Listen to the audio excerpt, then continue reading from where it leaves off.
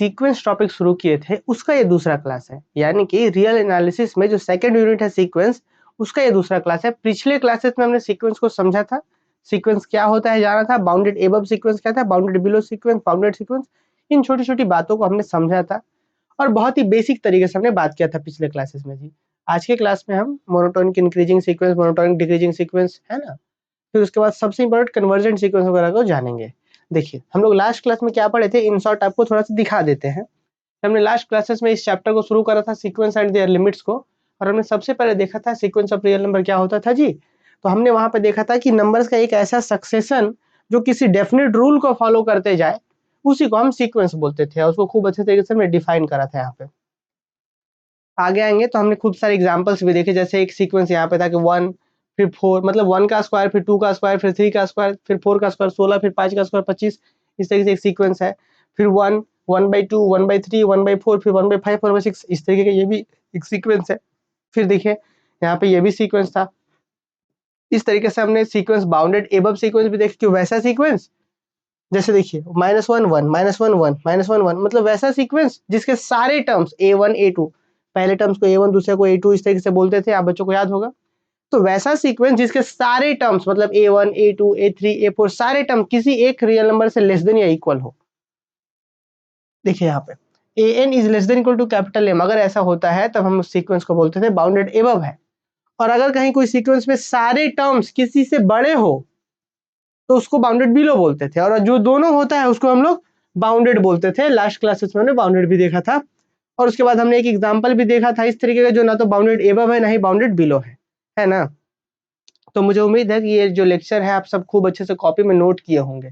ठीक है, ऐसा नहीं कि हम लोग सिर्फ समझते जाएंगे या लिखेंगे, नहीं, ऐसा नहीं करेंगे, खूब प्रॉपर तरीके से नोट्स करेंगे, क्योंकि IIT जैम का जब भविष्य में एग्जाम दे आप, या यूपीएससी ऑप्शनल मैथ से ले तो भी, या किसी भी एंट्रांस एग्जाम की तैयारी, तो ये सब बेसिक बातें जरूर वहाँ पे जरूरत पड़ती है। ठीक है ना, चलिए फिलहाल हम इस क्लास को आगे बढ़ाते हैं, इससे आगे बढ़ते हैं, और आज के क्लास में हम सीक्वेंस के टाइप्स, एक मोनोटोनिक इंक्रीजिंग के बारे में बात करेंगे। देखिए स्टूडेंट, एक सीक्वेंस के बारे में हम आपको एग्जांपल देते हैं। जैसे कि मान लिया जाए स्टूडेंट, लिखिएगा मत अभी, ठीक ना, हम यहाँ पे खूब प्रेम से डिफाइन करेंगे, लिखेंगे, पर अभी जस्ट हम रफली आपको यहाँ पे बताते हैं। देखिए जैसे मान लीजिए कि एक हमारे पास सीक्वेंस है ऐसा, an इज इक्वल टू मान लीजिए n स्क्वायर है। आप सब बच्चों को पता है कि इसका सीक्वेंस क्या निकल के आता है जी। इसका जब हम सीक्वेंस बनाते हैं तो सीक्वेंस क्या आता है, 1 का स्क्वायर दीजिएगा यहाँ पे आप, जब आप यहाँ पे 1 का स्क्वायर करिए तो 1 का स्क्वायर 1 बनेगा, 2 का स्क्वायर 4, 3 का स्क्वायर 9, 4 का स्क्वायर 16, फिर 25, फिर डॉट डॉट डॉट। आप एक चीज यहाँ पे देख रहे हैं, इस सीक्वेंस में खास बात है, वो A1 किसको बोलते हैं, पहले वाले को A1 बोलते हैं, इसको क्या बोलते हैं जी, इसको A1 बोलते हैं, इसको A2 बोलते हैं, इसको A3 बोलते हैं, इसको A4 बोलते हैं, इसको A5 बोलते हैं, एंड सो ऑन चलता जा रहा है। तो आप यहाँ पे एक बात देखिए कि सीक्वेंस जैसे जैसे टर्म्स बढ़ रहा है, टर्म्स का मतलब ये पहला टर्म A1 हुआ, दूसरा टर्म, तीसरा टर्म, चौथा टर्म, तो आप देख रहे हैं जैसे जैसे टर्म्स बढ़ रहा है तो नंबर्स भी वैल्यू बड़ा होते जा रहा है। मतलब यहाँ पे A1 से बड़ा है हमारा A2, A1 से बड़ा है A2, इससे भी बड़ा है A3, इससे और बड़ा है A4, देख लीजिएगा, 1 से बड़ा 4, 4 से बड़ा 9, 9 से बड़ा 16, 16 से बड़ा 25, इससे बड़ा है A5, इससे बड़ा ही आगे बढ़ते जा रहा है। तो ऐसे ही सीक्वेंस को बोलते हैं मोनोटोनिक इंक्रीजिंग। हाँ, ऐसे सीक्वेंस को जो बार बार ऐसे बढ़ते चला जाए उसको क्या बोलते हैं, मोनोटोनिक इंक्रीजिंग। हाँ, एक बात और ध्यान रखिएगा कि यहाँ पे कभी कभी हमको अगर ऐसा भी मिल गया, जैसे मान लीजिए यहाँ पे, मान लीजिए थोड़ी देर के लिए ऐसा मान लीजिए कि मान लीजिए यहाँ पे 9 है, फिर से एक और 9 आ गया, फिर से एक और 9 आ गया, तो परेशान नहीं होना है। तो मोनोटोनिक इंक्रीजिंग का क्या होता है कि सीक्वेंस बढ़ते जाना चाहिए, एक आगो कहीं बीच में बराबर हो गया तब भी चलेगा। मतलब मोनोटोनिक इंक्रीजिंग सीक्वेंस का डेफिनेशन क्या कहता है कि कोई भी सीक्वेंस an मोनोटोनिक इंक्रीजिंग तब कहलाएगा जब an से बड़ा या बराबर हो an+1। मतलब इसका इस डेफिनेशन को समझिएगा, ये क्या बोलना चाह रहा है कि कोई भी सीक्वेंस मोनोटोनिक इंक्रीजिंग कहलाएगा, कि वो इंक्रीजिंग मोनोटोनिक इंक्रीजिंग सीक्वेंस कब कहलाएगा, जब nवा टर्म से बड़ा या बराबर हो उसके बाद वाला टर्म्स। ये nवा टर्म्स हम बोल रहे हैं, मतलब समझे, nth टर्म और उसके बाद n+1 टर्म, मतलब nवा टर्म्स मतलब जो भी है, जैसे मान लीजिए पहला टर्म ले रहे हैं तो पहले से दूसरा वाला बड़ा हो या बहुत हो तो बराबर हो तो भी चलेगा, बाद वाला छोटा नहीं होना चाहिए, इधर वाला से बड़ा होना चाहिए या बहुत हो तो बराबर होना चाहिए, तो भी कोई दिक्कत नहीं है। इससे आगे मतलब ये A2 तो 2 के बाद वाला कौन A3, तो इससे बड़ा या बराबर हो तो भी चलेगा, बड़ा होना चाहिए या बराबर हो तब भी चलेगा, इससे बड़ा, इससे और बड़ा और बड़ा और इस तरीके से। तो nवां टर्म से यदि n+1वां टर्म बड़ा या बराबर हो देन उस सीक्वेंस को क्या बोलते हैं, देन उस सीक्वेंस को हम मोनोटोनिक इंक्रीजिंग सीक्वेंस बोलते हैं। ध्यान दीजिएगा कि प्रत्येक n के लिए, कि n की जगह पे 1 2 3 कुछ भी रखिए, प्रत्येक n के लिए रूल होना चाहिए कि भाई हमेशा बढ़ता होना चाहिए, then sequence is said to be monotonic increasing.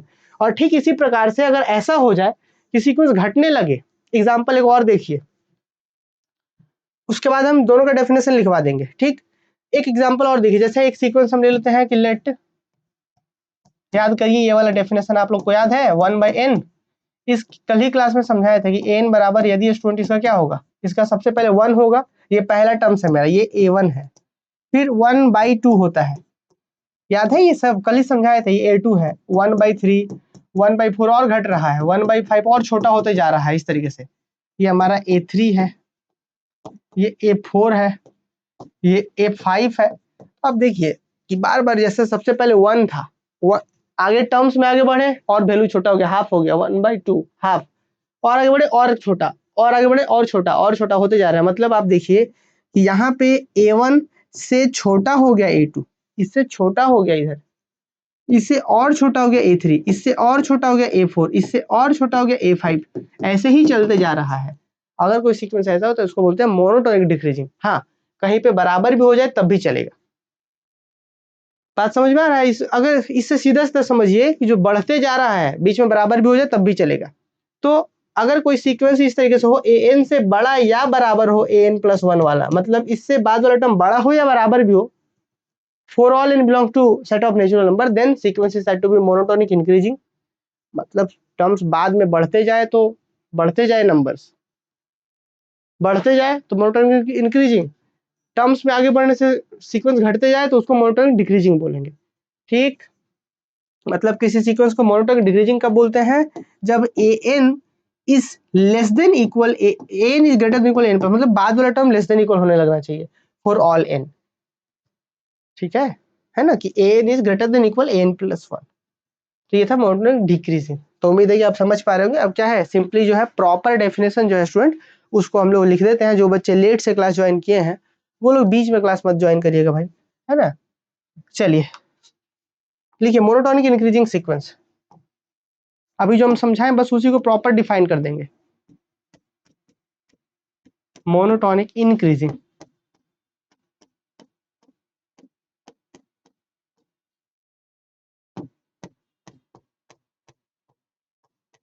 Monotonic increasing sequence क्या होता है अभी मैंने बताया। देखिए a sequence any said to monotonic increasing,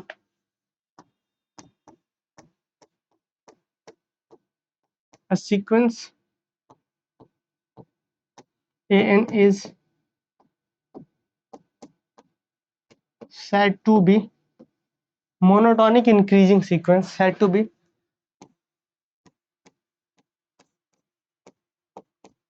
monotonic increasing sequence। चलिए हम कॉपी करके थोड़ा सा समय बचा देते हैं आप लोग का।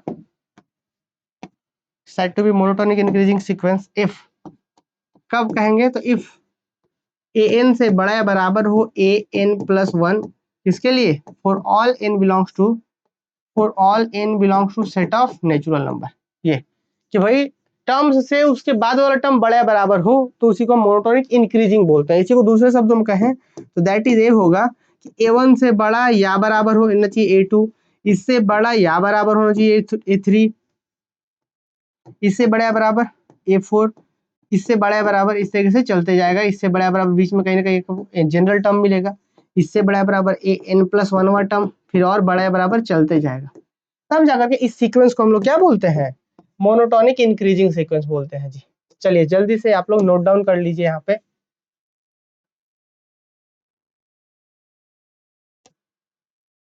लिखिए जल्दी से नोट करिए आप लोग।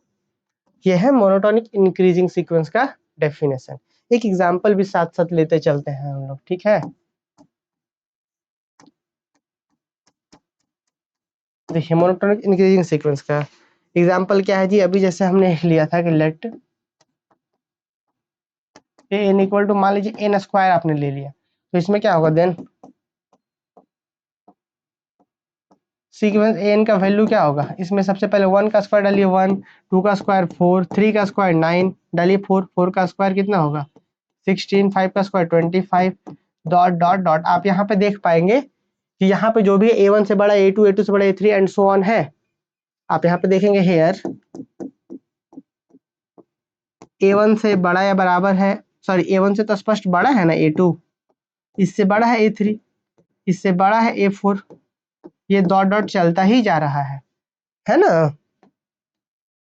देख लीजिए आप लोग, जा रहा है, इस चलते ही जा रहा है।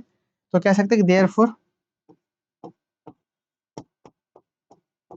Given sequence is monotonic increasing MI, क्योंकि ये आपको बार बार आगे मिलेगा, इसलिए हम थोड़ा सा आपको पहले ही फ्रेंडली करवा दिए कि therefore given sequence is MI, मतलब given sequence is monotonic increasing. चलिए इसको थोड़ा सही से लिख देते हैं हम, थोड़ा गिवन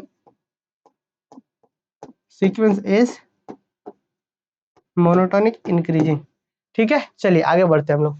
तो ये था मोनोटोनिक इंक्रीजिंग का, जो बढ़ते जाए उसको मोनोटोनिक इंक्रीजिंग बोलते हैं। ठीक इसी प्रकार से मोनोटोनिक डिक्रीजिंग सीक्वेंस भी लिख लीजिए जी, इसमें कुछ है नहीं, इसीलिए हम बहुत ज्यादा डिटेल में आपको यहाँ पे लिखने पे समय नहीं दे रहे हैं, ये तो आप लोग लिख भी सकते हैं, हालांकि मेरे साथ साथ ही लिखिए तो ज्यादा बेहतर हो।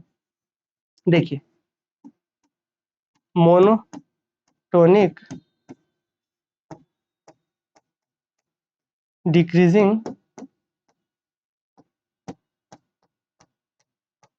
सीक्वेंस, कि कोई सीक्वेंस को मोनोटोनिक डिक्रीजिंग कब बोलते हैं, जब वो टर्म्स में आगे बढ़ते जाए A1 A2 A3 आगे बढ़ते जाए, सीक्वेंस का वैल्यू घटता जाए, that is monotonic decreasing sequence.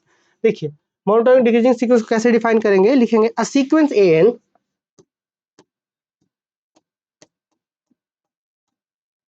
a sequence AN is said to be monotonic decreasing, is said to be monotonic decreasing sequence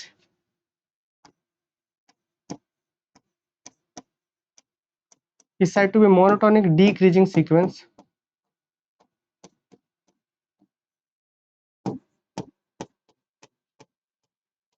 कब कहेंगे, इफ AN से जैसे आगे बढ़े तो आगे वाला कम होना चाहिए या बराबर होना चाहिए, ये ध्यान दीजिएगा, AN और उसके जस्ट बाद बढ़े तो वो वाला कम होना चाहिए या बराबर होना चाहिए। देन किसके लिए सब, for all n belong to set of natural number, है ना, तब जाकर के हम सीक्वेंस को बोलेंगे मोनोटोनिक डिक्रीजिंग सीक्वेंस। इसी को दैट इज करके लिखे तो मतलब A1 से आगे बढ़े तो less than equal to A2 होना चाहिए, इससे और आगे बढ़े तो और छोटा होना चाहिए, और आगे बढ़िए तो A4 और छोटा होना चाहिए, इस तरीके से डॉट डॉट डॉट, इस तरीके से आपको कहीं ना कहीं AN मिलेगा, और उसके बाद AN+1 और छोटा होना चाहिए, फिर इस तरीके से डॉट डॉट डॉट ऐसे चलेगा हमारा। ठीक है, चलिए भाई, समस्या है नहीं।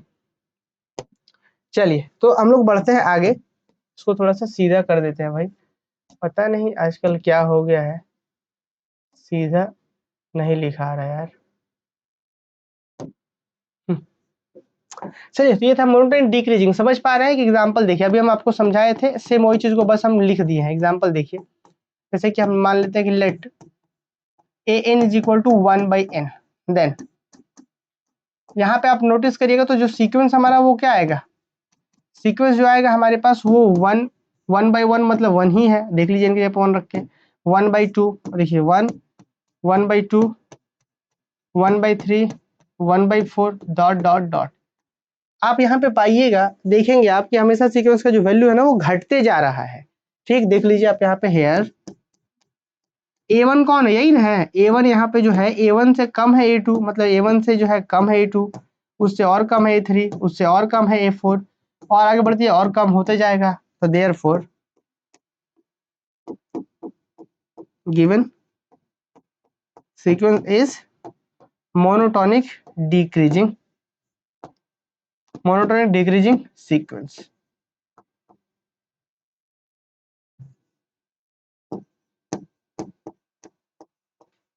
चलिए एक बार हमको जल्दी से कमेंट करके बता दीजिए क्या ये सभी बच्चों को समझ में आया जी। यहाँ पे जो भी हम बात किए छोटा छोटा दो डेफिनेशन था, मोनोटोनिक इंक्रीजिंग सीक्वेंस और मोनोटोनिक डिक्रीजिंग सीक्वेंस है जी।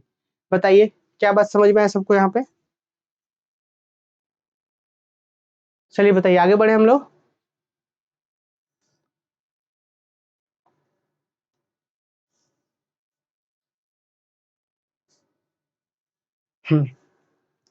तो ये मोनोटोनिक इंक्रीजिंग था, मोनोटोनिक डिक्रीजिंग था। अब आइए थोड़ा सा और डेफिनेशन लिखते हैं मोनोटोनिक सीक्वेंस। अब ये इंपॉर्टेंट हो जाता है क्योंकि आगे जब हम लोग बढ़ेंगे तो बहुत सारे क्वेश्चंस जो होंगे इसके ऊपर बेस्ड होंगे, बहुत सारे थ्योरम्स इसके ऊपर बेस्ड होंगे कि monotonic sequence, monotonic decreasing sequence. देखिए एक चीज और हम आपको बता दें, देखिए जरा ध्यान से सुनिएगा। मोनोटोनिक इंक्रीजिंग है ना, सिर्फ अगर इतना बोला गया मोनोटोनिक इंक्रीजिंग तो A1 से बड़ा या बराबर वो का भी सिंबल है, बड़ा या बराबर, बड़ा या बराबर, बड़ा या बराबर। लेकिन अगर कहीं पे आपको ऐसा रेयरली बुक्स में मिल जाता है कि अगर आपको एक और डेफिनेशन नया मिले कि मोनोटोनिक इंक्रीजिंग मिल रहा है, ठीक है, एक और डेफिनेशन मिल जाए कि मोनोटोनिक स्ट्रिक्टली इंक्रीजिंग, तो स्ट्रिक्टली इंक्रीजिंग में A1 से बड़ा A2 इससे बड़ा A3, लेकिन वहां इक्वल नहीं होता। स्ट्रिक्टली इंक्रीजिंग जब बोलेगा तो वहां बराबर नहीं होता, और स्ट्रिक्टली डिक्रीजिंग बोलेगा तब भी बराबर नहीं होता। अब बढ़ते हैं स्टूडेंट हम आगे और बात करते हैं थोड़ा सा मोनोटोनिक सीक्वेंस के बारे में कि अब मुझे मोनोटोनिक सीक्वेंस क्या होता है जी। देखिए तो मोनोटोनिक, मोनोटोनिक इंक्रीजिंग तो समझे आप, मोनोटोनिक डिक्रीजिंग भी समझे, लेकिन ये मोनोटोनिक सीक्वेंस क्या होता है। मोनोटोनिक सीक्वेंस, अच्छा एक बात आप लोग हमको बताइए कि क्या कभी ऐसा हो सकता है कि कोई सीक्वेंस मोनोटोनिक इंक्रीजिंग भी हो और वो डिक्रीजिंग भी हो। तो जवाब होना चाहिए नहीं, क्योंकि कोई एक ही चीज या तो बढ़ते हुए होगा या तो घटते हुए होगा, है ना। कोई एक चीज या तो, जैसे अगर पिछला डेफिनेशन याद करिएगा सीक्वेंस का कि bounded above sequence, bounded below sequence, तो एक साथ दोनों हो सकता था कि बाउंडेड एबव आगे से भी रोक रहा हो पीछे से भी रोक रहा हो, तो बाउंडेड एबव बाउंडेड बिलो दोनों एक साथ हो सकता था। लेकिन मोनोटोनिक इंक्रीजिंग में और मोनोटोनिक डिक्रीजिंग में या तो एक इंक्रीजिंग होगा ही या तो डिक्रीजिंग ही होगा, बस यही चीज हो सकता है, या तो इंक्रीजिंग या तो डिक्रीजिंग, हो सकता है कुछ भी नहीं हो, है ना। जब अगर मोनोटोनिक इंक्रीजिंग होगा तब डिक्रीजिंग नहीं हो सकता, जब डिक्रीजिंग हो तो इंक्रीजिंग नहीं होगा, समझे। तो हम ये बताना चाह रहे थे आपको कि एक साथ दोनों नहीं हो सकता। अब इसका मोनोटोनिक सीक्वेंस का क्या कहता है कि अगर कोई सीक्वेंस मोनोटोनिक इंक्रीजिंग है तब भी उसको मोनोटोनिक बोलते हैं, अगर डिक्रीजिंग है तब भी, कोई एक अगर रहे तो उसको मोनोटोनिक सीक्वेंस बोलते हैं। लिखा है यहाँ डेफिनेशन क्या, sequence N is said to be monotonic, sequence A N, angle bracket में दे देते हैं या कर्ली ब्रैकेट भी दे सकते हैं आप ऐसे, sequence A N is said to be monotonic, is said to be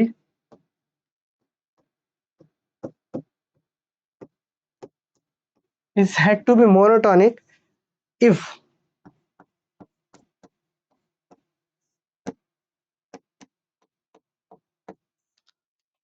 it is either monotonic increasing or monotonic decreasing, if it is either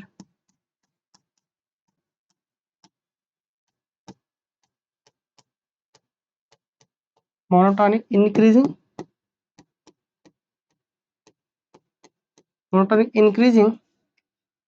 or monotonic decreasing। ध्यान दीजिएगा आगे चल करके बहुत सारे थ्योरम्स में ऐसा यूज होगा, ये सब वर्ड्स यूज होगा कि सीक्वेंस जो है मोनोटोनिक सीक्वेंस है। तो मोनोटोनिक सीक्वेंस का मतलब या तो वो इंक्रीजिंग है या तो डिक्रीजिंग है, एक चीज तो पक्का है। ये वर्ड जो है बहुत बार बार इसको ध्यान दीजिएगा, इसको फोकस करिए यहाँ पे, है ना, कि मोनोटोनिक सीक्वेंस, अभी आपने मोनोटोनिक इंक्रीजिंग समझा, मोनोटोनिक आप डिक्रीजिंग भी समझे। तो ये जो है यहाँ पे डेफिनेशन लिखा हुआ कि मोनोटोनिक सीक्वेंस का मतलब क्या, sequence N is said to be monotonic if it is either monotonic increasing और मोनोटोनिक डिक्रीजिंग। ध्यान दीजिएगा दोनों एक साथ कभी नहीं हो सकता, कि जो चीज बढ़ता हुआ हो वो घटता हुआ नहीं कहला सकता, जो घटता हुआ वो बढ़ता हुआ नहीं। इसीलिए बोला गया कि किसी को मोनोटोनिक तब बोलेंगे जब या तो वो मोनोटोनिक इंक्रीजिंग हो या तो मोनोटोनिक डिक्रीजिंग हो, है ना। चलिए इस डेफिनेशन को ध्यान दीजिए, चलिए इसको हम ले जाकर के यहाँ पे आप लोग के लिए रख देते हैं। अब आगे बढ़ते हैं हम लोग, अब कुछ एग्जांपल्स देखते हैं फिर हम कन्वर्जेंट के बारे में बात करेंगे। चलिए एक एग्जांपल करवाते हैं, यहाँ मोनोटोनिक सीक्वेंस का एग्जांपल देखिए, देखिए let A N is equal to, student यहाँ पे 1/n है। अब ये बताइए मोनोटोनिक है कि नहीं, क्यों जी, क्योंकि देन इस केस में हम एन का अगर वैल्यू की बात करेंगे, इस सीक्वेंस का जो टर्म्स आएगा वो क्या आएगा, सबसे पहले 1, 1/2, 1/3, 1/4 देख रहे हैं डिक्रीजिंग है, मोनोटोनिक डिक्रीजिंग सीक्वेंस है, इसीलिए ये भी एक मोनोटोनिक सीक्वेंस होगा, क्योंकि डिक्रीजिंग हुआ तभी मोनोटोनिक बोलते हैं हम। अच्छा सेकंड वन देखिए क्या लिख रहे हैं हम, let N is equal to, अगर मान लीजिए हम एन क्या हम 2 टाइम्स ऑफ एन लिख दिए, देन क्या करिए, सबसे पहले 1 से गुना करिए, 2 × 1 2, इसका सीक्वेंस क्या बनेगा,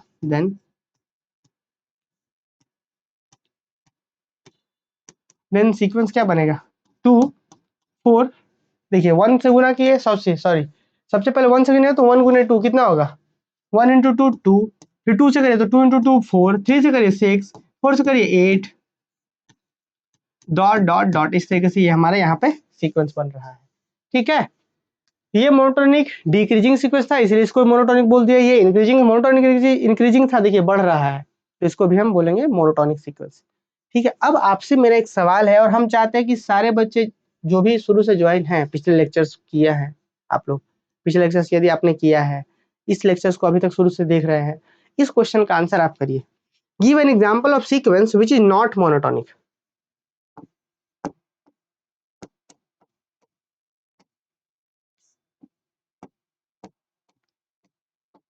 Give an example of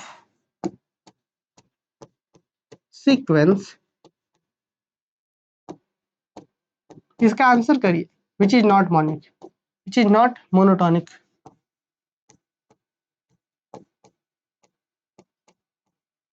चलिए इसका आंसर करिए, हम ये आंसर आप लोगों से चाह रहे हैं कि ऐसा सीक्वेंस हमको यहाँ पे चाहिए जो which is not monotonic, है ना, which is not monotonic, monotonic नहीं, which is not monotonic। Monotonic का मतलब ये दिमाग में एकदम स्पष्ट होना चाहिए, मोनोटोनिक का मतलब कि मोनोटोनिक इंक्रीजिंग बोले तभी मोनोटोनिक बोलते हैं, मोनोटोनिक डिक्रीजिंग बोले तब भी मोनोटोनिक बोलते हैं। तो अब यहाँ पे बोल दिया कि give an example of sequence, कि एक सीक्वेंस का एग्जांपल दीजिए विच इज नॉट मोनोटोनिक, मतलब जो मोनोटोनिक नहीं हो। मोनोटोनिक नहीं होने का मतलब जी कि वो मोनोटोनिक इंक्रीजिंग भी नहीं होना चाहिए, मोनोटोनिक डिक्रीजिंग भी नहीं होना चाहिए। एग्जाम्पल दीजिए सीक्वेंस का। चलिए आप लोग एग्जाम्पल दिए जल्दी से, तभी आगे बढ़ेंगे हम। हाँ तो वेरी गुड, बहुत से बच्चों को एग्जाम्पल आ गया, राजू का भी है, वेरी गुड, -1 का पावर 1, वाह राजू वाह वाह, -1 टू द पावर 1 सीक्वेंस कैसे हो सकता है वो जी। देखिए एग्जाम्पल बताते हैं इसका, अगर हम आंसर लिखने के लिए आगे बढ़ेंगे तो हम लोग यहाँ पे कह पाएंगे क्या कि let an is equal to -1 to the power n, ये भी एक सीक्वेंस है जो मोनोटोनिक इंक्रीजिंग भी नहीं है, डिक्रीजिंग भी नहीं है। देख लीजिए कैसे। तो देन आप यहाँ पे नोटिस करिएगा, तो देन यहाँ पे सीक्वेंस an का जो वैल्यू आएगा, मतलब जो टर्म्स आएंगे, सबसे पहले आप बच्चों को पता है कि यहाँ पे -1, पहले 1 रखिए तो -1 आएगा, फिर 2 रखिए 1 आएगा, 3 रखिए -1, 4 रखिए फिर से 1, 5 रखिए -1 फिर से 1, डॉट डॉट, यही रिपीट रिपीट रिपीट चलेगा। आपको याद है A1 है ये, A2, तो आप नोटिस करिएगा A1 से बड़ा है क्या A2, हाँ है, A1 से बड़ा है ना जी, A1 यहाँ पे 1 है, A2 बड़ा है, लेकिन उसके बाद जैसे फिर 1 से फिर -1 गया, तुरंत ये छोटा हो गया A3 तुरंत छोटा हो गया, फिर A3 -1 है, फिर A4 जगह तुरंत बड़ा हो जा रहा है, इससे बड़ा फिर छोटा फिर बड़ा फिर छोटा। तो भाई ये जो सीक्वेंस है ना तो इंक्रीजिंग है ना ही डिक्रीजिंग है, तो हम कह पाएंगे कि हेयर, आप देख पा रहे हैं कि यहाँ पे आपने क्या देखा कि यहाँ पे आप देख रहे हैं हेयर A1 से बड़ा है A2, -1 से बड़ा है, लेकिन फिर A2 से बड़ा है, A2 से छोटा है हमारा A3, फिर A3 से फिर 1 बड़ा है, मतलब A4 फिर बड़ा है, फिर A4 से फिर A5 छोटा है -1, इसी तरीके से फिर अब इससे बड़ा है 1, डॉट डॉट डॉट, इस तरीके से चलता जा रहा है। तो therefore given sequence is neither monotonic increasing nor monotonic decreasing, therefore it is monotonic. तो यहाँ पर डायरेक्ट लिख सकते हैं कि so it is monotonic, so it is monotonic sequence. देखिए SEQ डॉट दे दिया हमने, तो मतलब वो सीक्वेंस हो गया। ठीक है, जहां जरूरत पड़ेगा एग्जाम में तो आप फुल लिखिएगा।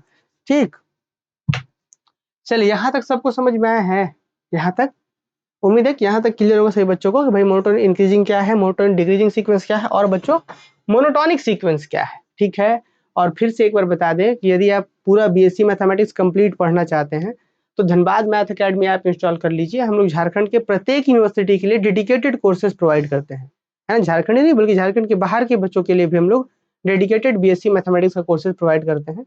आप लोग ज्वाइन कर सकते हैं। बहुत ही मिनिमम फी में हम लोग कोर्सेस यहाँ पे प्रोवाइड करते हैं, एकदम प्रीमियम कंटेंट है ना। चलिए, और ऐसा नहीं कि हम लोग जैसे अक्सर देखते होंगे आप लोग यूट्यूब वगैरह में 2 मिनट में, 4 मिनट में, 5 मिनट में किसी टॉपिक को पढ़ा दिया गया, समझा दिया गया, वहाँ पे एकदम ऐसा कि बस व्यूज बटोर लेना, ऐसा वाला कॉन्सेप्ट पे हम लोग बिल्कुल काम नहीं करते। खूब समय देते हैं, है ना। आप देखेंगे भी लेक्चर्स को तो आप समझ पाएंगे। ऐप इंस्टॉल कर लीजिएगा आप लोग। चलिए फिलहाल हम आगे बढ़ते हैं। हमने यहाँ तक देखा मोनोटोनिक, इंक्रीजिंग, डिक्रीजिंग। फिर अब मोनोटोनिक देखने के बाद अब हम बात करेंगे बच्चों, वेरी वेरी इंपॉर्टेंट, इस पूरे चैप्टर का, इस सेकंड यूनिट का सीक्वेंस वाले जो चैप्टर है उसका एकदम मेन टॉपिक अभी हम डिस्कस करने वाले हैं, जिसको बोलते हैं convergent sequence and their limit. Heading दे दीजिए वेरी वेरी इंपॉर्टेंट करके, कन्वर्जेंट सीक्वेंस। इसको डिफाइन करेंगे अभी हम लोग, convergent sequence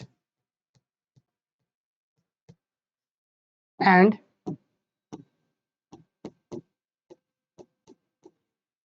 there convergent sequence and their limit.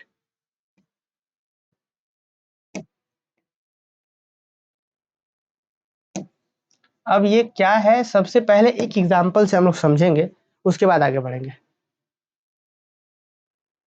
It is not monotonic, हाँ लिख दिए थे जी। अच्छा, और हाँ यार, तो इट इज नॉट मोनोटोनिक ना, बिल्कुल बिल्कुल सही भाई। ये तो मोनोटोनिक इंक्रीजिंग भी नहीं है, मोनोटोनिक डिक्रीजिंग भी नहीं है, तो इट इज नॉट ना। गुड, वेरी गुड जी। चलिए बहुत अच्छा समझाए थे, बट मिस्टेक से नॉट छूट गया था, क्वेश्चन में भी नॉट छूट रहा था ना। चलिए आते हैं आगे। देखिए, सबसे इंपॉर्टेंट टॉपिक है इस पूरे पेपर का, कन्वर्जेंट सीक्वेंस क्या होता है। जैसे अभी तक हमने सीक्वेंस को समझा, बाउंडेड एबव सीक्वेंस क्या था कि जो आगे से रोक रहा हो, बाउंडेड बिलो क्या है जो पीछे से रोक रहा था, फिर मोनोटोनिक इंक्रीजिंग जो बढ़ते बढ़ते जाता है, मोनोटोनिक डिक्रीजिंग जो घटते घटते जा रहा होता है। ये सब समझने के बाद अब सबसे इंपॉर्टेंट बात है कि कन्वर्जेंट सीक्वेंस किसको बोलते हैं। अच्छा एक बात बताइए, अगर हम आपको कह रहे हैं कि कन्वर्ज, या आपने कन्वर्जिंग लेंस वगैरह भी पढ़ा होगा इससे पहले, है ना।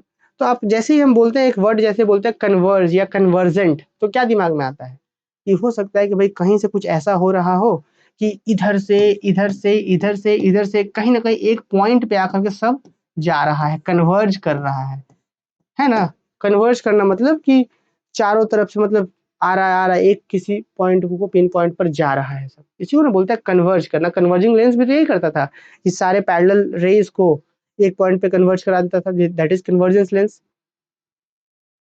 तो कुछ वैसा ही यहाँ पे भी कहानी होगा कि वैसा सीक्वेंस जो जैसे आगे बढ़ते जाए, जैसे A1 पहला टर्म निकाले, फिर दूसरा टर्म, तीसरा टर्म, चौथा, पांचवा, देखते जाए देखेंगे अरे यार तो एक किसी एक फिक्स पॉइंट की ओर जा रहा है, वैसे ही सीक्वेंस को कन्वर्जेंट सीक्वेंस बोलते हैं। एक एग्जांपल लेते हैं तो फिर क्लियर जाके आप समझ पाएंगे। देखिए, एक हम सीक्वेंस लेते हैं an बराबर 1/n, इससे बहुत अच्छे से सारे बच्चे फैमिलियर हैं जी। इसमें क्या था, इसमें हम देख पा रहे थे सीक्वेंस में क्या क्या टर्म्स था। सबसे पहले 1 था, पहला टर्म A1, फिर दूसरे बाद में 1/2 था, फिर 1/3 था, फिर 1/4 था, फिर डॉट डॉट डॉट इस तरीके से चलता है। अगर इसको नंबर लाइन पे आप ध्यान दीजिएगा, ध्यान से देखिएगा, इसको देखिए ध्यान से देखिएगा, तो यहाँ पे मान लीजिए 0 है, यहाँ पे मान लीजिए 1 है। तो आप इसको अगर नंबर लाइन पे इस सीक्वेंस को हम प्लॉट करें तो पहला टर्म हमारे पास यहाँ आ रहा है 1, दूसरा टर्म 1/2 कहीं ना कहीं यहाँ पे, ये हमारा A2 है, ये हमारा A1 है। इसके बाद तीसरा टर्म कहीं ना कहीं यहाँ होगा 1/3, फिर 1/4, 1/5, 1/6, 1/7, 8, 1/9, 1/10, 1/1000, 1/1 लाख, 1 समथिंग समथिंग समथिंग करते जाइए आप, 1/1 लाख कर दीजिए, जीरो के इस पार नहीं जाएगा। जाएगा क्या, आप खुद ही सोच के देखिए। मान लीजिए कि 1/1000 कर दिए, क्या नेगेटिव होगा? ऊपर भी पॉजिटिव नीचे भी पॉजिटिव, 1000 तो पॉजिटिव है, तो कहाँ नेगेटिव होगा? ऊपर पॉजिटिव नीचे पॉजिटिव, तो पूरा पॉजिटिव है। जीरो के इस पार आ जाएगा तो नेगेटिव हो जाएगा, तो नेगेटिव तो कभी जाएगा नहीं। अच्छा, इसको 10,000 कर दे नीचे में, इकाई, दहाई, सैकड़ा, हजार, 10,000, लाख, 1 लाख कर दिए, चलिए 1/1 लाख कर दिए, तब भी नेगेटिव होगा क्या? नहीं होगा। 1/10 लाख कर दिए, तब भी नेगेटिव होगा? नहीं होगा नेगेटिव, ऊपर पॉजिटिव नीचे पॉजिटिव। तो आप एक चीज नोटिस किए कि पहला टर्म यहाँ, दूसरा टर्म 1/2, तीसरा, फिर चौथा, फिर पांचवा, फिर छठा, सातवां, आठवां, 9, 10, 11, 1 लाख टर्म, 1 करोड़ टर्म कर दीजिए, इनफाइनाइट टर्म्स कर दीजिए। तो आप हर बार देख रहे हैं कि धीरे धीरे धीरे धीरे क्या हो रहा है, पहले इतना 1 से इतना छोटा हुआ, फिर और छोटा, फिर धीरे धीरे धीरे धीरे क्या जा रहा है, इस 0 की ओर जा रहा है। मतलब अगर 1/n यहाँ पे है, इस n के जगह पे 1 रखिए, 2 रखिए, 3 रखिए, 4 रखिए, फिर 6 7 8 9 10 कहाँ तक, अगर n को हम टेंड्स टू इन्फिनिटी कर दें, मतलब ये इन्फिनिटी की ओर लेते जाएं, नीचे तो वही ना जी, नेचुरल नंबर इन्फिनिटी तक जाता है, पुट होता है, बस टेंड्स टू इन्फिनिटी होता है नेचुरल नंबर में। इसको अगर इन्फिनिटी की जैसा करने लगेंगे तो 1/इन्फिनिटी क्या हो जाता है, 1/इन्फिनिटी 0, 1/इन्फिनिटी 0। पर एग्जैक्ट ये नीचे इन्फिनिटी आप नहीं कर सकते, n के जगह पे डायरेक्ट इन्फिनिटी पुट कर, हाँ टेंड्स टू कि हाँ भाई उधर जा रहे हैं, एग्जैक्टली नहीं। तो आप इस सीक्वेंस का एक खास प्रॉपर्टी देखिए कि हम दो चार गो टर्म्स को ही देख करके बता दिए थे कि ये जो सीक्वेंस है वो 0 के तरफ जा रहा है। देखिए पहला टर्म, दूसरा टर्म, तीसरा, क्योंकि नेगेटिव होगा नहीं, है ना, नेगेटिव होगा नहीं, और रुकेगा कहाँ ये पता नहीं, तो किधर जा रहा है ये टर्म्स, 0 की ओर जा रहा है। तो ऐसे ही सीक्वेंस को बोलते हैं कन्वर्जेंट सीक्वेंस। यहाँ पे ये सीक्वेंस किसको कन्वर्ज कर रहा है, तो 0 को कन्वर्ज कर रहा है। देखिए पहला टर्म, दूसरा, तीसरा, चौथा, पांचवा, इस तरीके से 0 को कन्वर्ज कर रहा है। ऐसे ही सीक्वेंस को कन्वर्जेंट सीक्वेंस बोलते हैं, और जिसको कन्वर्ज करता है उसको इसका लिमिट पॉइंट बोलते हैं। जरा देखिए, लिमिट पॉइंट नहीं, सिर्फ लिमिट बोलते हैं। लिमिट पॉइंट तो हमने प्रीवियस के क्लासेस में पढ़ा था, हालांकि लिमिट पॉइंट भी ये होता है, आप देखेंगे तो ये मिल जाएगा आपको। बट फिलहाल समझिए कन्वर्जेंट सीक्वेंस आपने समझा, वैसा सीक्वेंस जो किसी एक फिक्स पॉइंट को कन्वर्ज करता है उसे हम कन्वर्जेंट सीक्वेंस बोलते हैं। आगे बढ़ते बढ़ते बढ़ते बढ़ते उस पॉइंट की ओर जा रहा है, that is called convergent sequence. अच्छा, और जिस पॉइंट को जाता है उसी पॉइंट को उसका लिमिट बोलते हैं, लिमिट। बात समझे, चलिए। अच्छा, अब मन में तो बड़ा सवाल आ रहा हो कि अच्छा कन्वर्जेंट होता है तो डाइवर्जेंट भी होगा क्या? हाँ बिल्कुल। एक सीक्वेंस और एग्जांपल देते हैं आपको, देखिए ए एन बराबर, जैसे मान लिया जाए हम एक एग्जांपल ले रहे हैं यहाँ पे, देखिए ए एन बराबर एन स्क्वायर जैसे ले लीजिए। इसमें क्या होगा देन, इसमें जो सीक्वेंस का टर्म्स आएगा क्या क्या आएगा जी, सबसे पहले 1 का स्क्वायर 1, 2 का स्क्वायर 4, 3 का स्क्वायर 9, 4 का स्क्वायर 16, 5 का स्क्वायर 25, डॉट डॉट डॉट, इस तरीके से सीक्वेंस बना। अब आप बताइए, ये हमारा पहला टर्म्स है, ये हमारा पहला टर्म्स है, दूसरा टर्म, तीसरा टर्म, चौथा, पांचवा। आप देखिए आगे बढ़ते जाइए टर्म्स के मामले में, पहला टर्म, दूसरा टर्म, तीसरा टर्म, चौथा, पांचवा, छठा, टर्म्स को बढ़ाते जाइए। क्या आप देख पा रहे हैं कि किसी की ओर जा रहा है क्या? नहीं। किसकी ओर जा रहा है? ये किसी फिक्स पॉइंट की ओर नहीं, ये तो इन्फिनिटी की ओर जा रहा है। तो इसको बोलेंगे कि ये कन्वर्ज नहीं कर रहा है, ये जा रहा है एकदम दूर, नंबर लाइन से एकदम दूर जा रहा है, डाइवर्ज कर रहा है ये। हाँ, कुछ सीक्वेंस ऐसा भी होता है कि इन्फिनिटी को डाइवर्ज किया, कुछ होता है कि भाई नेगेटिव घटते घटते माइनस इन्फिनिटी को चला जाए, इसको भी डाइवर्जेंट बोलते हैं, आगे सिखाएंगे। तो उम्मीद है कि आपको एक आइडिया लगा होगा, है ना, कन्वर्जेंट सीक्वेंस के बारे में। चलिए एक बार हमको कमेंट करके बताइए कि कन्वर्जेंट सीक्वेंस का जो हम अभी आपको आइडिया दे रहे थे, क्या ये आइडिया लगा?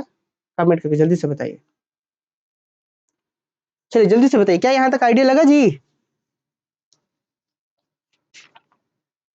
कन्वर्जेंट सीक्वेंस यहाँ तक आइडिया लगा सब बच्चों को? बताइए कमेंट करके सब लोग।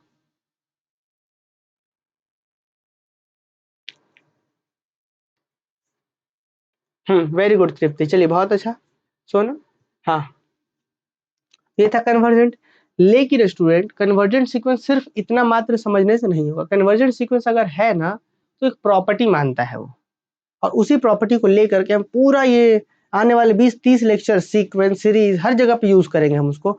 और बहुत सारा क्वेश्चंस बनता है उससे, एंट्रांस एग्जाम में भी, आपके यूनिवर्सिटी एग्जाम्स में भी। तो खूब अच्छे से इसको समझिए कि अभी हम कन्वर्जेंट सीक्वेंस को रफली आइडिया में समझ गए।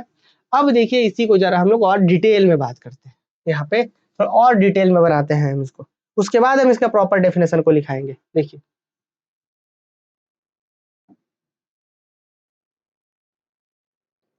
मान लीजिए कि यहाँ पे हमारा, मान लीजिए हमारे पास यहाँ पे है 0, और मान लेते हैं बच्चों की यहाँ पे है 1। ठीक, अब अगर हम आपसे बोले कि इसका पहला टर्म जो है 1, वो क्या है, यहाँ पे 1 है, दैट इज a1। फिर दूसरा टर्म हमको मिलेगा यहाँ पे a2।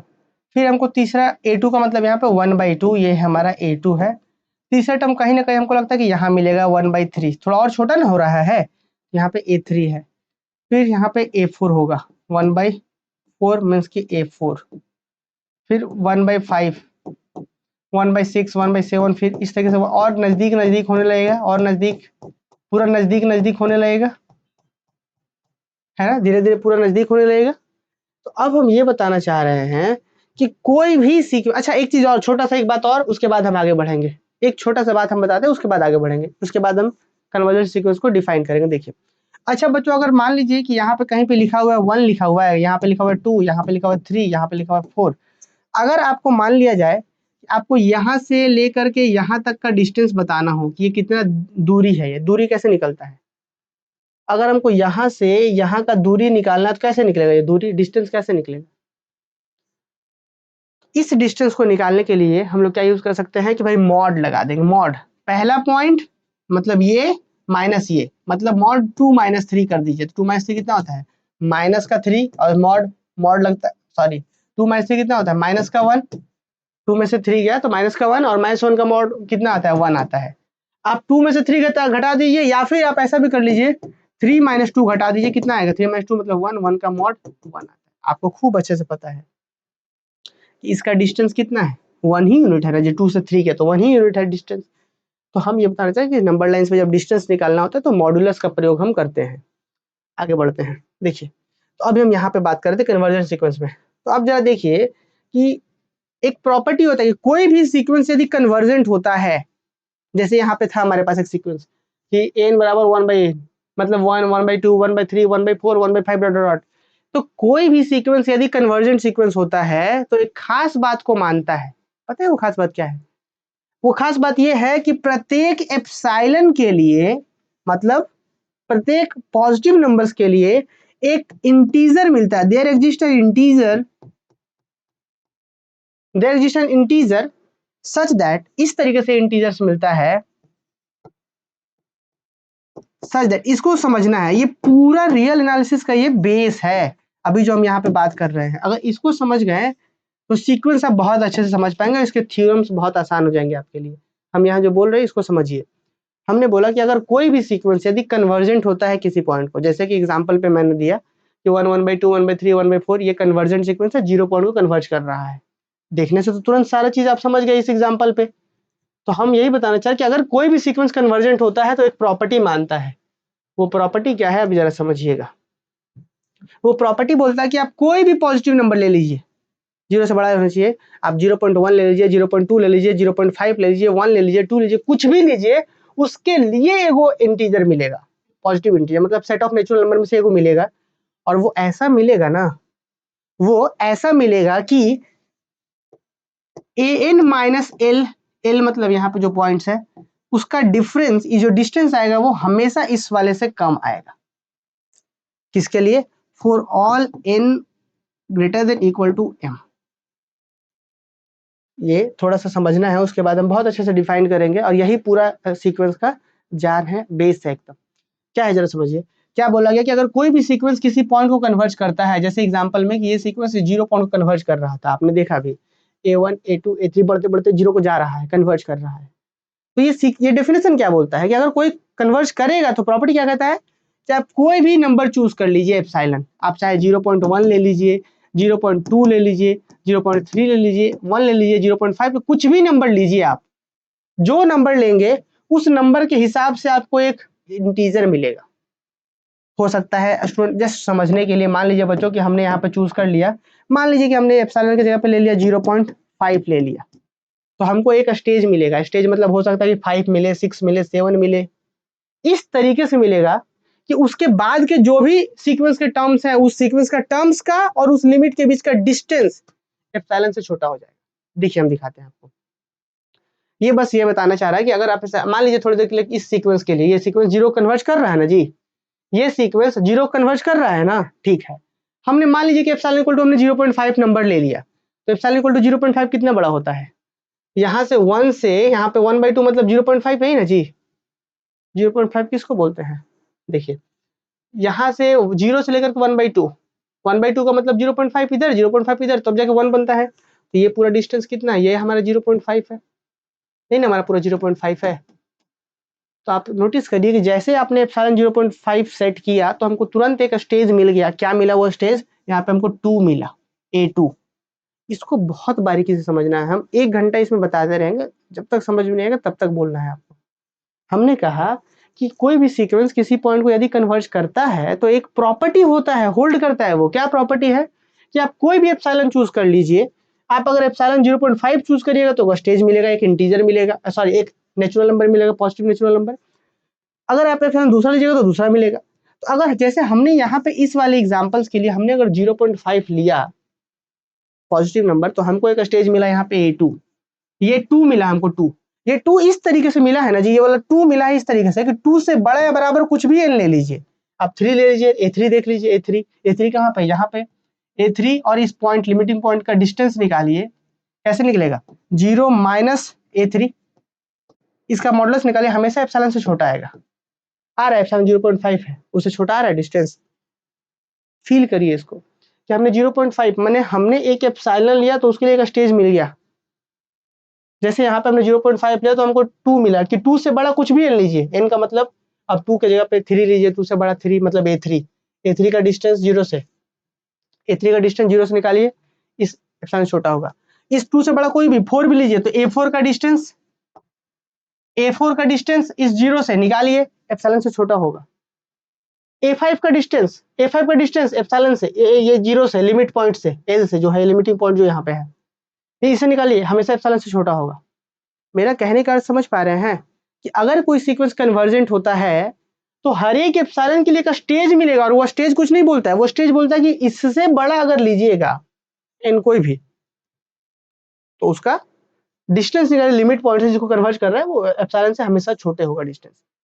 ठीक है, उम्मीद है कि बच्चों यहाँ पे आप समझे होंगे कि हम यहाँ बताना क्या चाह रहे हैं। एक बार फिर से इस लॉजिक को देखिए कि हमने क्या बोला कि अगर कोई सीक्वेंस कन्वर्ज करता है किसी पॉइंट को, तो प्रत्येक एप्सिलॉन के लिए, क्या जी, यहाँ पे देखिए कि प्रत्येक एप्सिलॉन के लिए, यहाँ पे प्रत्येक एप्सिलॉन के लिए एक नेचुरल नंबर मिलेगा, और इस तरीके से मिलेगा कि उससे बड़ा या बराबर, अगर बराबर करना है तो एक आगे जाके करना पड़ेगा, अगर बराबर वाला करना है तो यहाँ पे A3 वाला लेना, कि ये भी और इससे बड़ा भी। अगर आपको सिर्फ बड़ा करना है तो यहाँ से लेना पड़ेगा पीछे से, है ना, तो दोनों मिल सकता है, अलग अलग बुक्स में अलग अलग रहता है, तो दोनों सही है। अगर सिर्फ बड़ा दिखाना है तो यहाँ से दिखा दीजिए कि इससे बड़ा A3 वाला सब होगा, अगर बड़ा या बराबर दोनों लिखा तो ये वाला लेंगे स्टेज हम, कि ये भी और इससे बड़ा भी। तो देखिए कि प्रत्येक एप्सिलॉन के लिए नेचुरल नंबर मिलता है, और इस तरीके से मिलता है कि इस स्टेज से बड़ा कुछ भी n ले लीजिए तो उसका an का मतलब A1 A2 A3 जो भी बड़ा आ रहा है उससे, उसका l के साथ डिस्टिंक्शन तो हमेशा एप्सिलॉन से छोटा आएगा। क्या ये बात सब बच्चों को समझ में आया? एक बार हमको कमेंट करके बताइए। हम यहाँ पे जो समझाना चाहते हैं, आप यहाँ पे भी देखिए कि हमने एप्सिलॉन की जगह पे जैसे 0.5 लिए, तो यहाँ से डिस्टेंस मेजर करिए, देखिएगा कि 0.5 अगर लेते हैं तो हमको स्टेज मिल रहा है, कौन यहाँ पे स्टेज है, तो हमारा यहाँ पे स्टेज है 2, कि 2 से बड़ा कुछ भी ले लीजिए, यहाँ पे A3 ले लीजिए, उसका डिस्टेंस निकालिए 0 से, एप्सिलॉन से छोटा आएगा।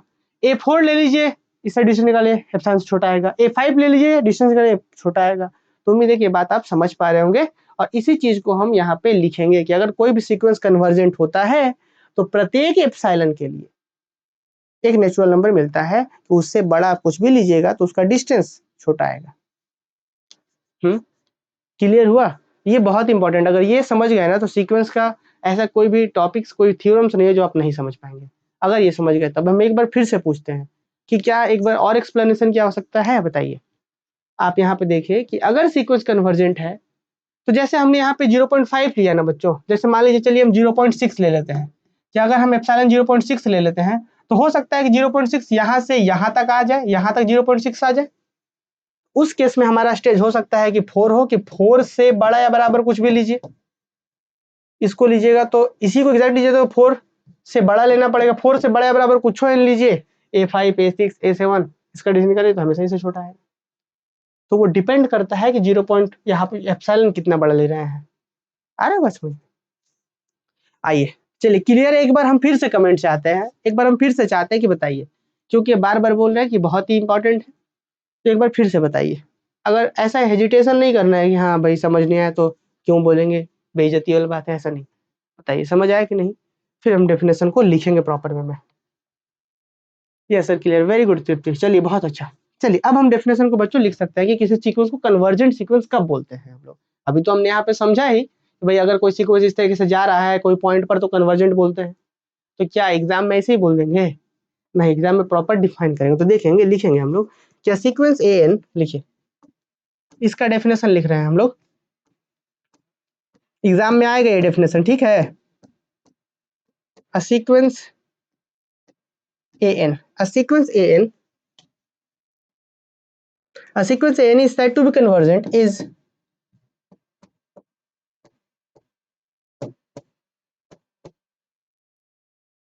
said to be convergent, ठीक है, if there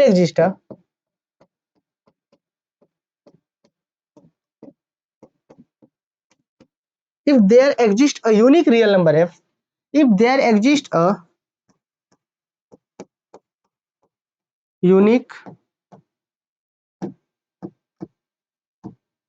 real number l, if there exists a unique real number l, जैसे कि ये वाला सीक्वेंस हमारा कन्वर्जेंट था। क्यों कन्वर्जेंट था? क्योंकि यहाँ एक यूनिक रियल नंबर मिला था, जैसे से आगे बढ़ते गए तो वो इसको कन्वर्ट कर, मतलब 0 एक यूनिक रियल नंबर मिला था। यूनिक का मतलब इकलौता, कि यूनिक रियल नंबर मिला जिसको सारा टर्म्स उसको कन्वर्ट कर रहा है, वही हमने यहाँ पे कहा कि a sequence an is said to be convergent if there exists a unique real number l for which the following property hold। इस नंबर l के लिए for which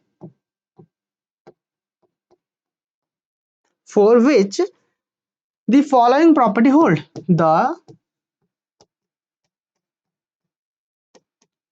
following property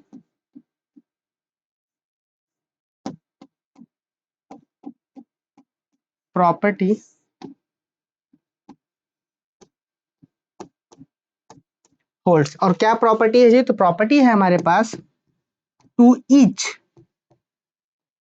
each epsilon greater than 0। अभी मैंने समझाया कि प्रत्येक epsilon कुछ और नहीं है बल्कि पॉजिटिव स्मॉल नंबर्स है। हमने रियल वाला जो पहला वाला चैप्टर पढ़ा था रियल नंबर सिस्टम, उसमें भी खूब डिटेल में मैंने एप्सिलॉन के बारे में समझाया था कि क्या बोला गया, to each epsilon greater than 0 there exist, ये सिंबॉलिक फॉर्म लिख रहा है, देयर एग्जिस्ट अ नेचुरल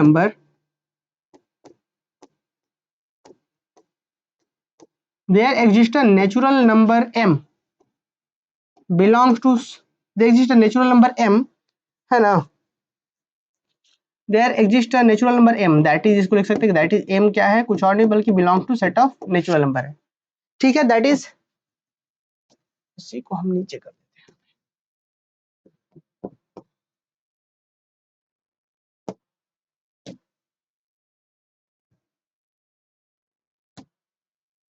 चलिए क्या बोला गया कि to each epsilon greater than 0 there exist a natural number m, ठीक है, इस तरीके से होना चाहिए सच दैट,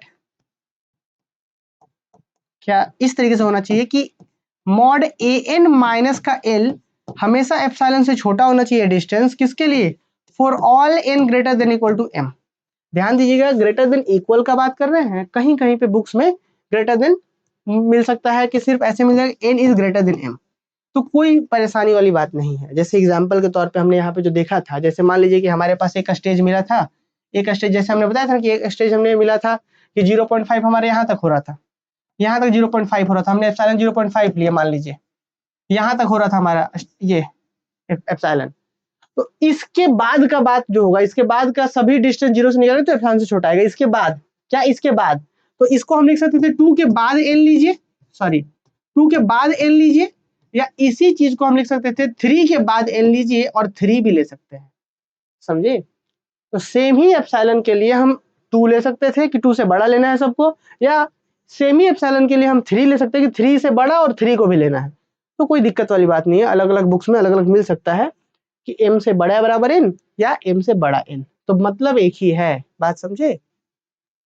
तो देख लीजिएगा जल्दी से कि sequence n is said to be convergent, किसी सीक्वेंस को हम कन्वर्जेंट कहेंगे कब, if there exist a unique real number l, की एक यूनिक रियल नंबर एक एग्जिस्ट करना चाहिए और उसके लिए कुछ प्रॉपर्टी भी होल्ड करना चाहिए। कैसा नहीं कि यूनिक मिल रहा है कुछ प्रॉपर्टी नहीं होल्ड कर रहा है, यूनिक रियल नंबर मिलना चाहिए और प्रॉपर्टी मानना चाहिए। प्रॉपर्टी क्या है कि to each epsilon greater than, each का मतलब प्रत्येक, एप्सिलॉन 0.1 लीजिए, एप्सिलॉन 0.2 लीजिए, एप्सिलॉन 0.5 लीजिए, कुछ भी, तो उसके लिए एक नेचुरल नंबर मिलना चाहिए और इस तरीके से कि उससे बड़ा बराबर n लीजिएगा तो उसके कॉरस्पॉन्डिंग में जो n आता है, टर्म्स जो बनता है, उसका l के साथ डिफरेंस हमेशा एप्सिलॉन से छोटा होना चाहिए। आ रहा बात समझ में। The number l is called limit of sequence, लिखिए the number l, the number l, यही इसी नंबर को जो यूनिक नंबर था, the number l is called limit of sequence, limit of sequence। ठीक, चलिए और आगे हम लोग बढ़ते हैं। अब इसके बारे में थोड़ा सा और लिखेंगे, एग्जाम में आएगा ना ये डेफिनेशन कि डिफाइन कन्वर्जेंट सीक्वेंस, तो आपको ये पूरा लिखना है, और चाहे तो एक्स्ट्रा लिख सकते हैं या फिर इतना लिखना, एटलीस्ट इतना लिखना काफी होगा। ठीक है, चलिए हम लोग थोड़ा सा और लिखते हैं। इसके बाद लिखेंगे if a sequence N is convergent and L its limit, लिखिए थोड़ा सा और आगे बढ़ाकर लिखेंगे हम लोग, if a sequence N,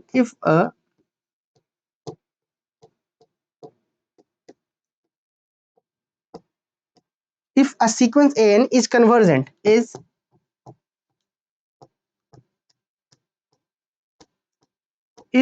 convergent and L its limit, and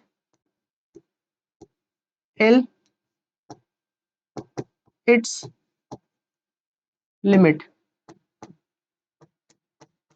ठीक है, then we say that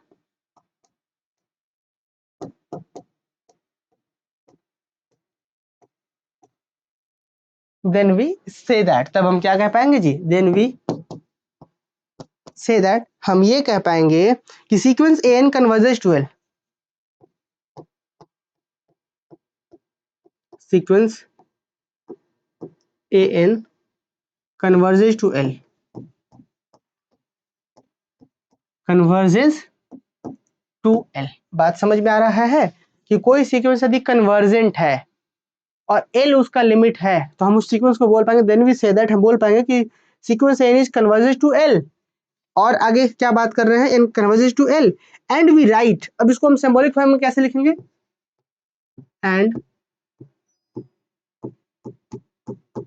and we write limit n tends to infinity an is equal to L।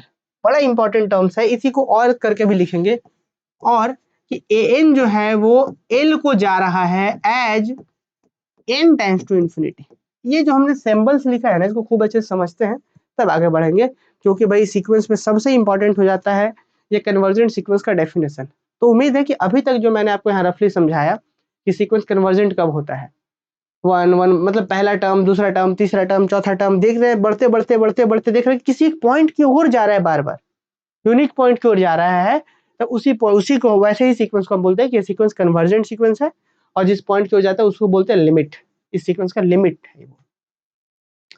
आगे देखिए हमने क्या बोला कि if a sequence n is convergent and l its limit, ये कोई सीक्वेंस कन्वर्जेंट है और l उसका लिमिट है, देन वी से दैट, तब हम बोलेंगे कि वो जो सीक्वेंस n है वो l को कन्वर्जेस टू l, क्या है, then we say that sequence n converges to l and we write, क्या लिख पा रहे हैं, ये लिख पा रहे हैं। अब ये क्या चीज है जरा समझिए, देखिए हमने वहां पे क्या लिखा कि एंड देन वी राइट, क्या लिखा हमने, लिमिट an, यहाँ पे n टाइम्स टू इन्फिनिटी, इसका वैल्यू क्या होगा, l होगा। इसका मतलब क्या था जरा समझिए, आप सभी बच्चों को पता है कि n क्या था जी, n था terms, n equal to 1/l हो सकता है, कुछ भी हो सकता है, तो जो भी टर्म्स है अगर इसमें हम 1 पुट करें, n की जगह पे 1 पुट करेंगे तो क्या मिलेगा मुझे, a1 मिलेगा।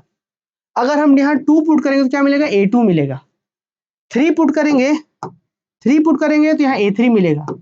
4 पुट करेंगे तो a4 मिलेगा।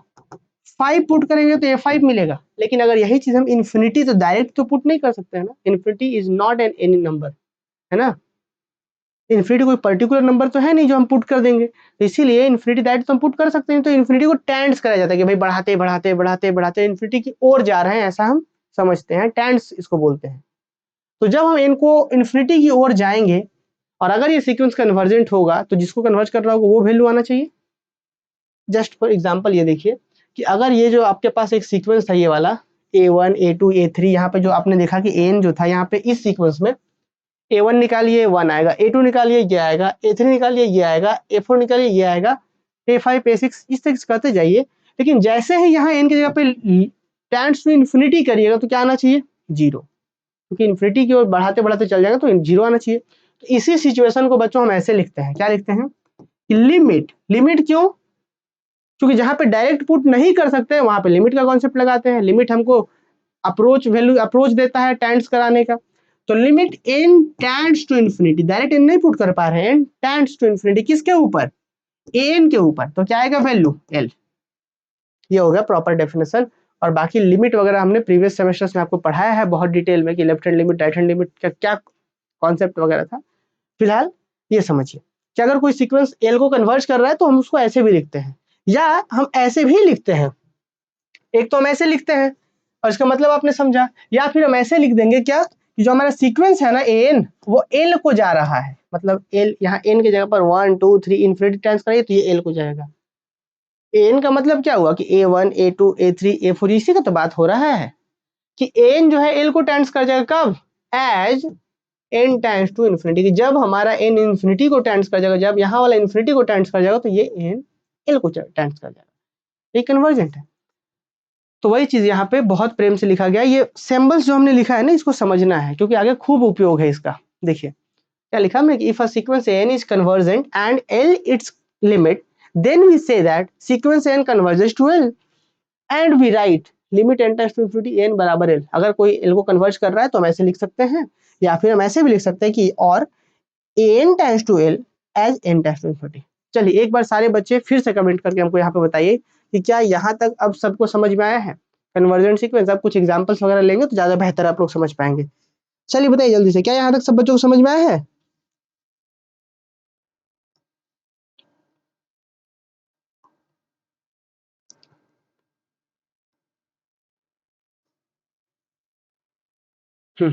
Very good. अच्छा अब इसके बाद कुछ और लाइन भी लिखते हैं। मोर ओवर, देखिए इसी में अभी ये डेफिनेशन कंप्लीट नहीं हुआ है, इसी में भी हम आगे बढ़ा के लिखते हैं। More over,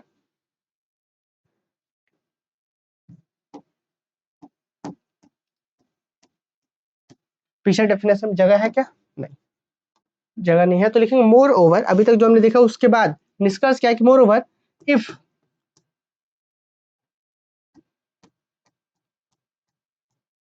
if a sequence an is convergent is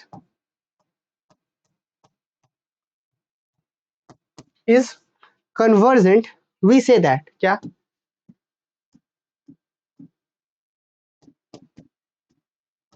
हम ये कहेंगे कि we say that limit n times to infinity an exist। Obvious है भाई कि जब आप देख रहे हैं कि कोई सीक्वेंस यदि कन्वर्जेंट है, अगर कोई सीक्वेंस कन्वर्जेंट है तो उसको हम ऐसा लिख पाएंगे ना कि हाँ भाई n टाइम्स टू इन्फिनिटी करने पर l आ रहा है, मतलब आ रहा है मतलब ऑब्वियस लिमिट एग्जिस्ट कर रहा होगा। तो वही चीज हमने यहाँ लिखा कि भाई अगर कोई सीक्वेंस कन्वर्जेंट है मतलब लिमिट l आ रहा होगा, और अगर लिमिट l आ रहा है मीन्स दिस लिमिट एग्जिस्ट, है ना। तो ये सब जो चीजें हैं धीरे धीरे ज्यादा हम डेप्थ में जाएंगे उधर, जब हम लोग थ्योरम्स वगैरह करेंगे तो खूब अच्छे तरीके से इसको और ज्यादा बेहतर से हम आपको एक्सप्लेन करेंगे वहां जैसे जैसे थ्योरम्स में इन्वॉल्व होंगे तब। चलिए एक दो को एग्जांपल्स हम दिखाते हैं आपको कुछ कुछ सीक्वेंस जो कन्वर्जेंट होता है। जैसे देखिए एग्जांपल नंबर 1, एग्जांपल 1 बहुत ही कॉमन सा एग्जांपल है कि लेट ए एन बराबर बच्चों 1/n। देन इस केस में जो हमारा सीक्वेंस है, आप यहाँ पे जो सीक्वेंस देखिएगा वो पहले 1 है, फिर 1/2 है, फिर 1/3 है, फिर 1/4 है, डॉट डॉट डॉट। इस convergent sequence is convergent sequence and its limit is 0 and its limit is 0। हमने ऐसा क्यों कहा आप जरूर लिख लीजिएगा यहाँ पे। अभी तो हमारे पास कोई देखिए यहाँ पे सबसे पहले यहाँ पे हमारे पास 0 था, यहाँ पे हमारे पास मान लीजिए 1 है, तो हम यहाँ पे देखेंगे कि 1 अगर हमारे पास यहाँ पे 1 है दैट इज a1। यहाँ पे हमको कहीं ना कहीं बीच में a2 मिलेगा 1/2 का, फिर यहाँ पे 1/3 1/4, उसके बाद धीरे धीरे घना होते होते इस तरीके से जाते जाते जाते जाते एक समय आप देखिएगा तो इतना घना हो जाएगा, इतना डेंस हो जाएगा, इनफाइनाइट पॉइंट्स इसके आसपास आ जाएंगे, इनफाइनाइट पॉइंट्स आ जाएंगे। इस तरीके से जाकर के हमारा ये कन्वर्जेंट होता है। अब आपके मन में शायद ये सवाल आ रहा होगा कि इस सीक्वेंस को तो हम तुरंत देख करके बता दिए कि ये कन्वर्जेंट है, लेकिन और बहुत ऐसे सीक्वेंस होते हैं कि आप देख करके आप लोगों को लगेगा कि अरे ये तो कन्वर्जेंट नहीं होगा, लेकिन कन्वर्जेंट हो जाएगा। ऐसे बहुत सारे सीक्वेंस आपको आगे मिलेंगे जिसके लिए खूब सारे टेस्ट वगैरह हम लोग पढ़ेंगे कि सीक्वेंस कन्वर्जेंट है कि नहीं है कि नहीं है। तो क्या आज का क्लास हम लोग यहीं पे समाप्त करें? क्या आज आप लोग और डाइवर्जेंट सीक्वेंस का भी डेफिनेशन वगैरह देखना चाहते हैं कि नेक्स्ट क्लास में करवाएंगे, बताइए। आज का ये कन्वर्जेंट सीक्वेंस समझ में आया ना? हम मेरा पूरा आज के क्लास का उद्देश्य यही है कि आप कन्वर्जेंट सीक्वेंस का एक चीज यहाँ पे जो हमने एप्सिलॉन के बारे में बात करा, जो ये सब स्टेज के बारे में बात करा, ये समझ जाए। नहीं तो अभी अगर दिक्कत होगा तो फिर से एग्जाम्पल लेकर के बताएंगे। ये क्लियर हो गया? क्या डाइवर्जेंट सीक्वेंस और बताएं, बताइए। क्या डाइवर्जेंट सीक्वेंस आज बताएं या नेक्स्ट क्लास में बताएंगे?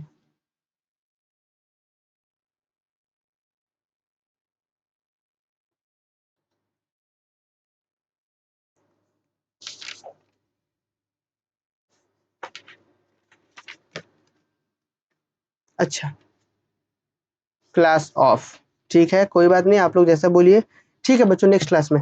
और हाँ, आप लोगों से रिक्वेस्ट है कि खूब प्रेम से इसको पढ़िएगा, ठीक है। और जो बच्चे क्लासेस ज्वाइन नहीं किए हैं ज्वाइन कर लीजिए, ठीक है। बाकी नेक्स्ट क्लास में हम लोग मिलेंगे स्टूडेंट्स। इस क्लास को यहीं पे समाप्त करते हैं। नेक्स्ट क्लास में हम लोग बात करेंगे, ये थोड़ा सा समझने वाला टॉपिक है और पूरा सारांश मैंने कहा ना कि पूरा पेपर का सबसे बेस है यही जो हमने यहाँ पे आज बात कर लिया है। आपको खूब अच्छे से रिविजन करना है, जरूरत पड़े तो कल फिर से पूछ लीजिए, लेकिन इसको समझ के ही आगे बढ़ेंगे। और नेक्स्ट क्लास में देखिएगा, फिर हम देखिएगा कि PYQ वाले क्वेश्चन सब नेक्स्ट क्लास से डिटेल्स शुरू हो जाएंगे आना। ठीक है, मिलते हैं नेक्स्ट क्लास में जी, कल शाम को अपने टाइम पर।